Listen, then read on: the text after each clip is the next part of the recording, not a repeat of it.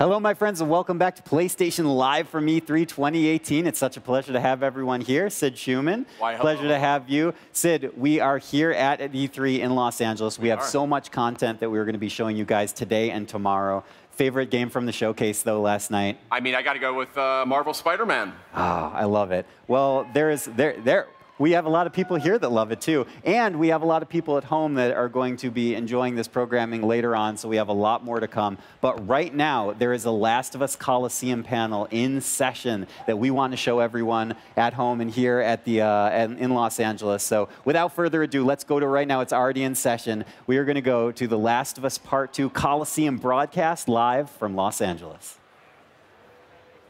Great job. That we have.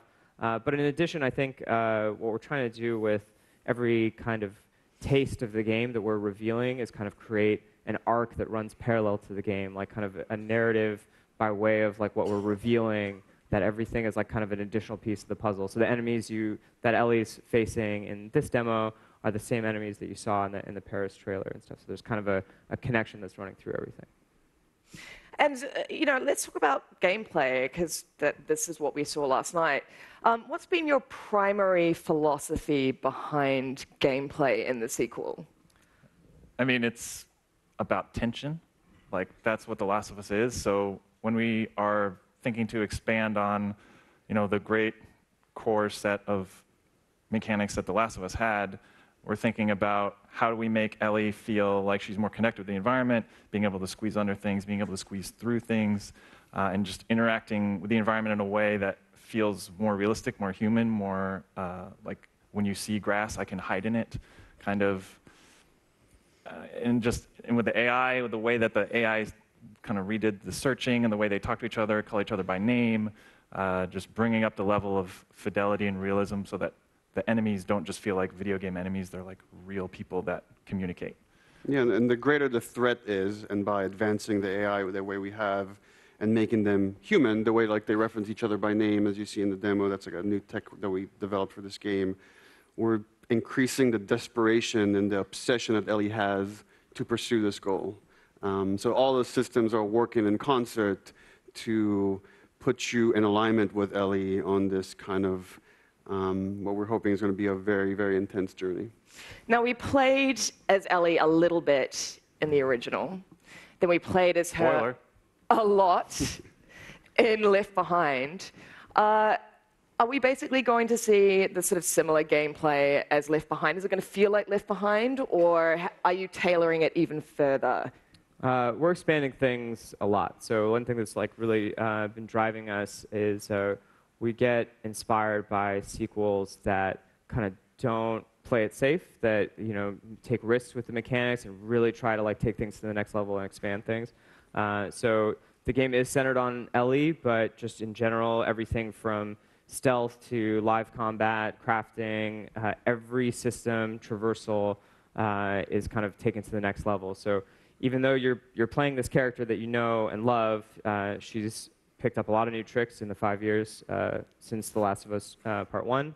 And yeah, I think it's going to be a really new experience for people. There's going to be a lot more options for them as they play this new Ellie. Yeah, I think we've done in Left Behind is we had 2 timelines that we were playing with and kind of jumping back and forth, and that's something that is an intriguing way to tell a story, and at least in this demo we're seeing 2 times and where the story takes place, and maybe that expands further.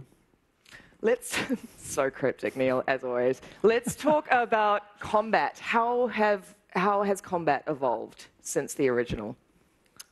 A lot of people noticed in the demo online I saw where it's like, oh, look, can you dodge? So yeah, you can dodge. That is like a core part of the melee now. So it's like part of the goal was to have deeper engagements with enemies, being able to fight two-on-one or multiple enemies at the same time, and having that extra ability to move and react and all these contextual dodges and animations and planting off of surfaces and attacking and like, yeah, great finishers. I'm sure you could speak to the melee designer on Last of Us 1, Anthony Newman. Yeah, I mean, you pretty much said it all already, but I think in terms of combat in general, we're looking for a lot more options for the player. Like when you feel like you're kind of really in this situation with these like very realistic humans hunting you down that you have to overcome.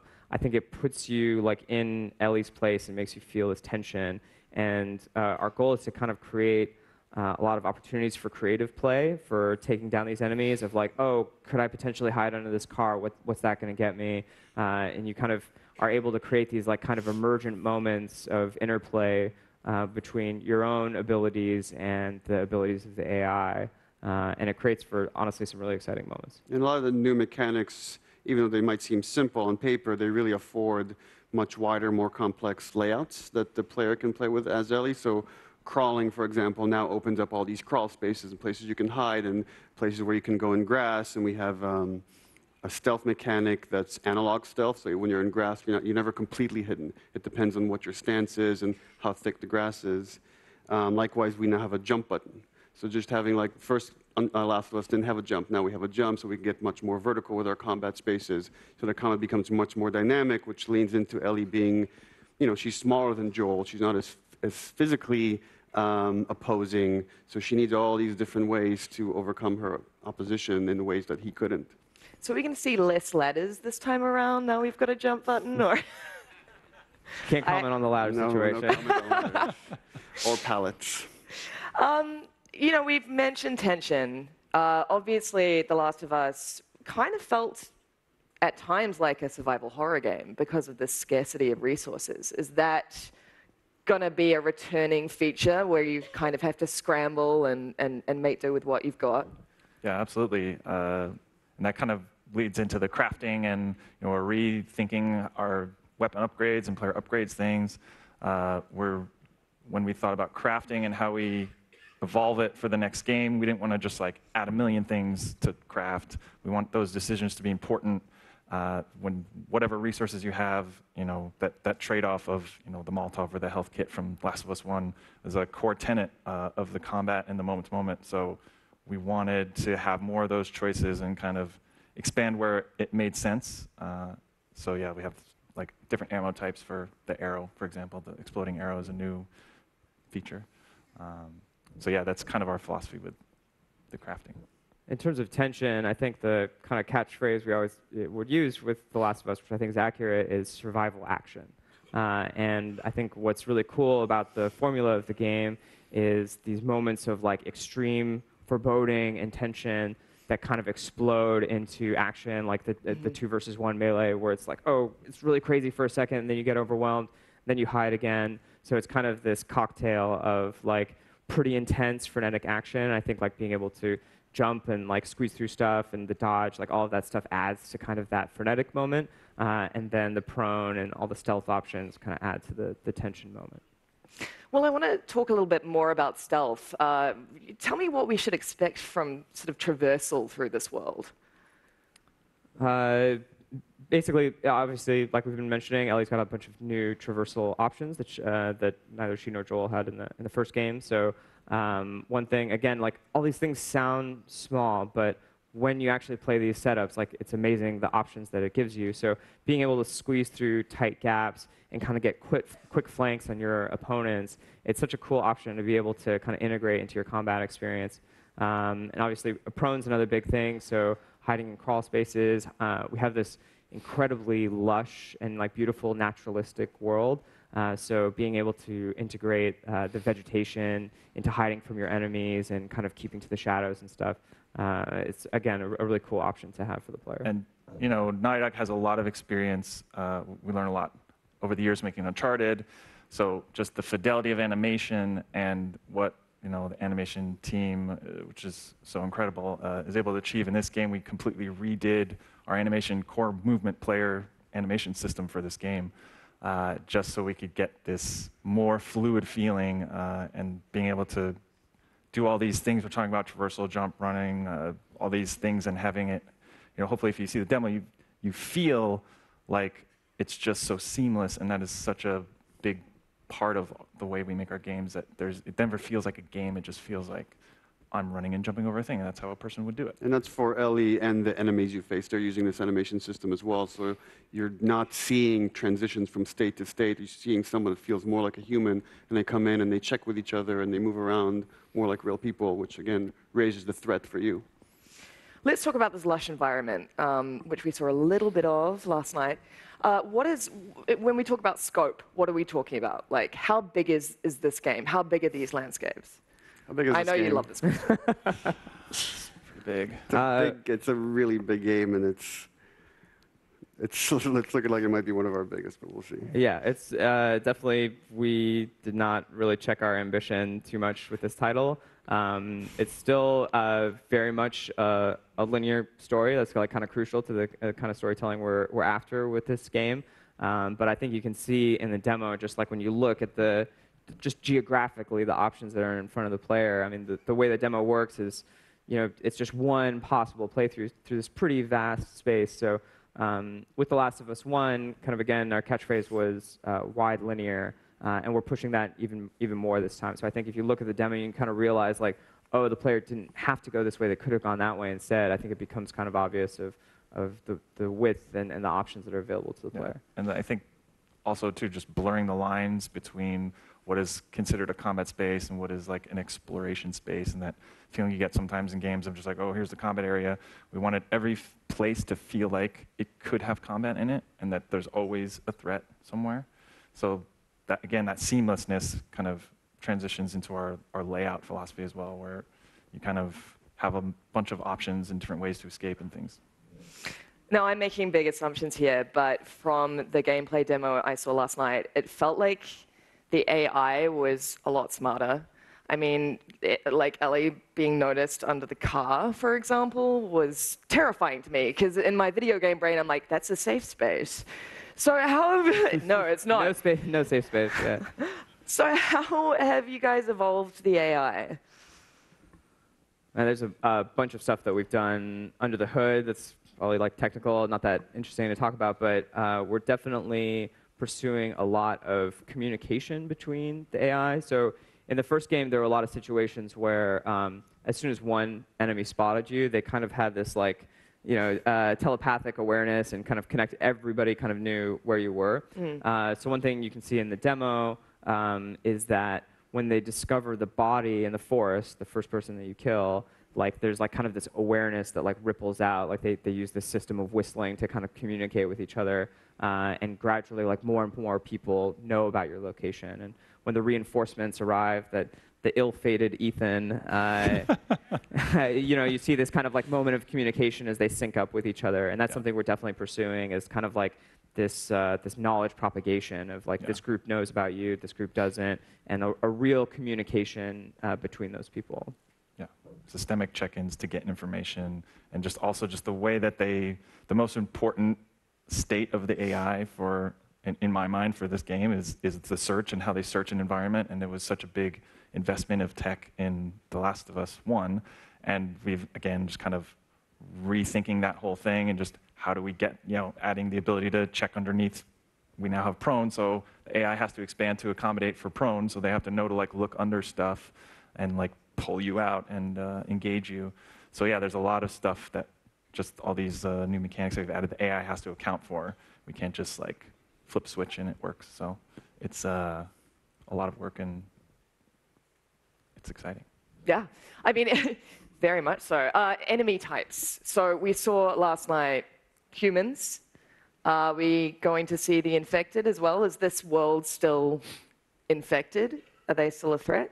Is there still infected in the game? Very much so. And actually, we're expanding the infected gameplay space quite a bit as well.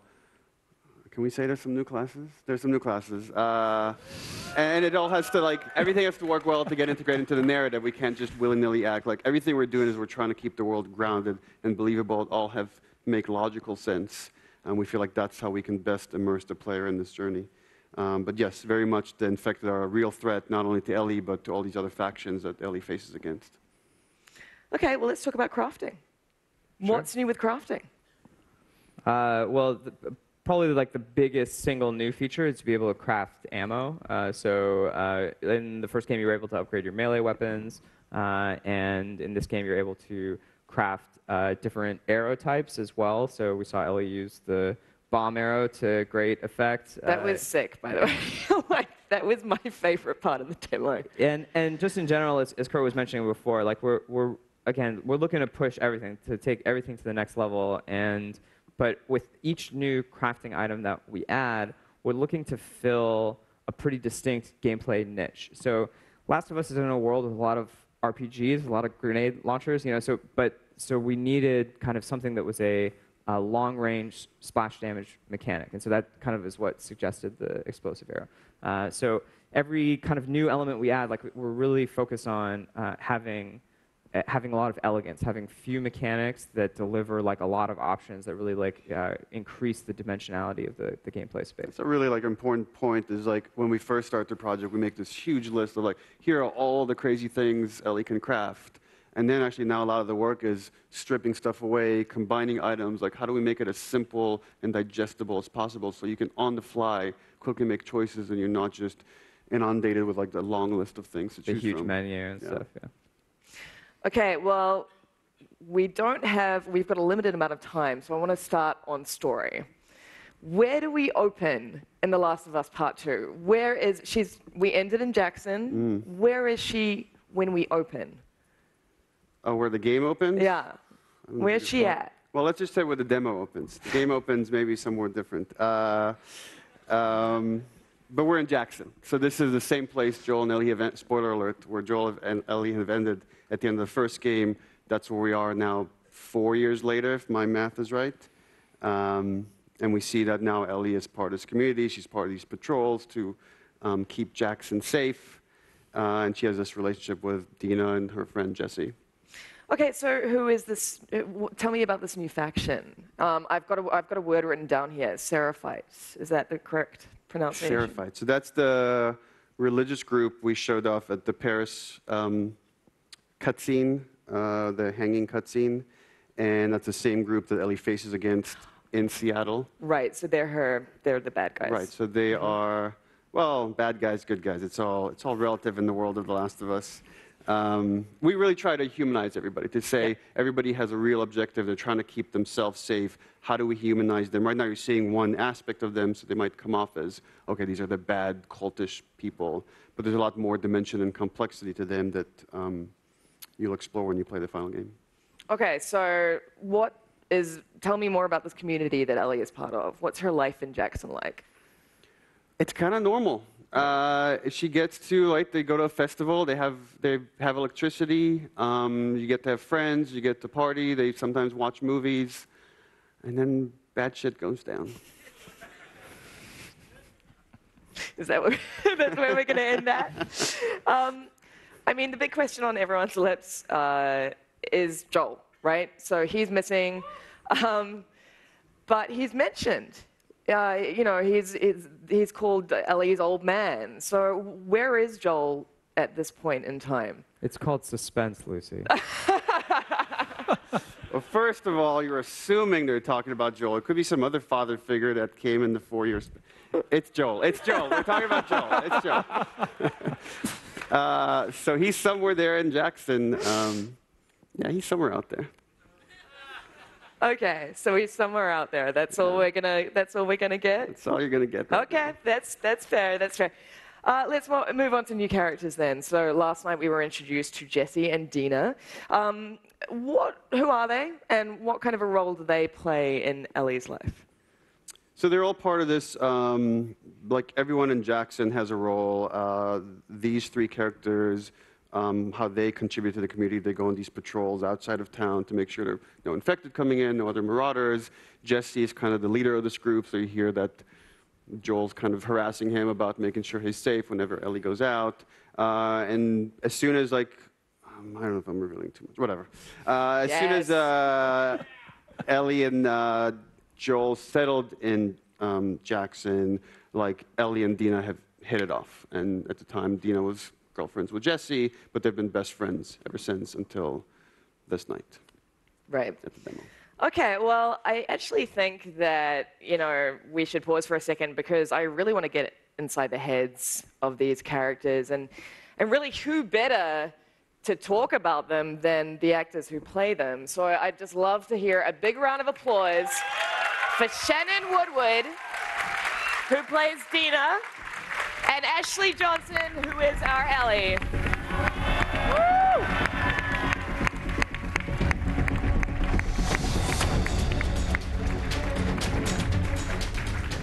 welcome. It is so, so good to see you guys here. It's good to be here. Hi, everybody. Now, how did you both feel after last night? Excited? Yeah, excited, and of course, before, nervous, you know, just... It's a good thing you're not nervous now. It's a good thing. What? It's a good thing you're not nervous now. Yeah, right. Yeah, we've been keeping it under wraps for so long. It was like I felt like I had like Stockholm syndrome. Even after the feed went, I was like, wait, am I allowed to say that I'm in the game still? And they were like, yes. I was like, but are you sure? So yeah, really excited. Ashley, Ellie's been through a lot since you first started playing her. When did you first when did you first start as Ellie? Was that like 2011 or? That sounds right. Yeah. 2010? Yeah. Maybe 2010. I think it was 2010. Yeah. Which is when I first auditioned for the part. Right. And then, so I've been in this character's shoes for a long time now. So she's very near and dear. So you saw her fighting last night, and it was pretty vicious. Like, I think we can all agree. Like, for me, I was like, oh my God, these poor NPCs, like, they're really suffering. Yeah. How did you feel sort of watching that combat and seeing how evolved she's become as a fighter? Yeah, that was something that we've been talking about and was sort of a, I don't want to say a concern, but something, that I was, to have a young female sort of doing all of the combat, you want to make it believable, and I think they did such a fantastic job with it where, figuring out, with ranged weapons, and it's exciting to me, and I think they sort of figured out a perfect balance of how Ellie would fight and being her size, and she's extremely capable, and I think that's pretty badass. Shannon, tell us about how you came aboard this project. Well, it was really desperate. Oh, you laugh now. So Hallie Gross, who works on the game with Neil, actually wrote on Westworld the first season, and so we were friendly. And we were at like a social event of some kind at some point when we were on hiatus, and I was like, what are you up to? And she's like, oh, I'm actually, I'm writing at Naughty Dog. I was like, the video game company? And she was like, yeah. And I was like, what are you doing at Naughty Dog, writing the Schmastabus Schmoo?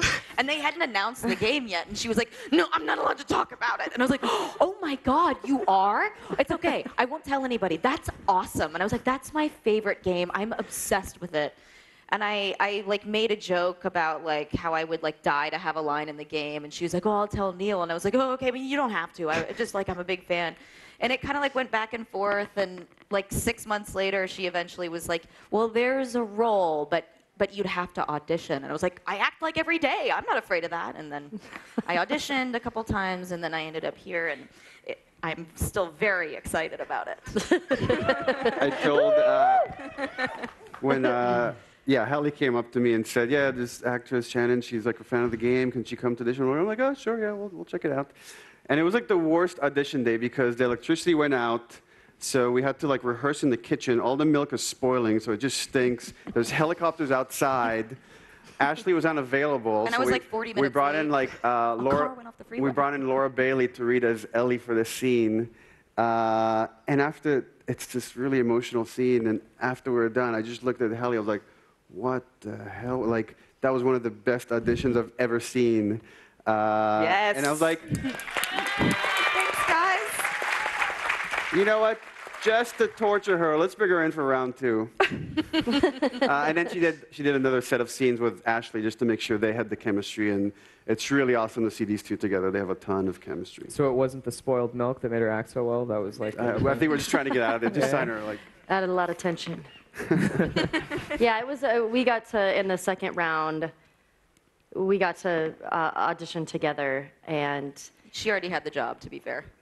well, who knows? Yeah, and she was so just fantastic. Like, so many amazing actors came in, but we definitely did have chemistry from the get-go, and she's just challenges me to be a better actor, and it was just like, it was awesome.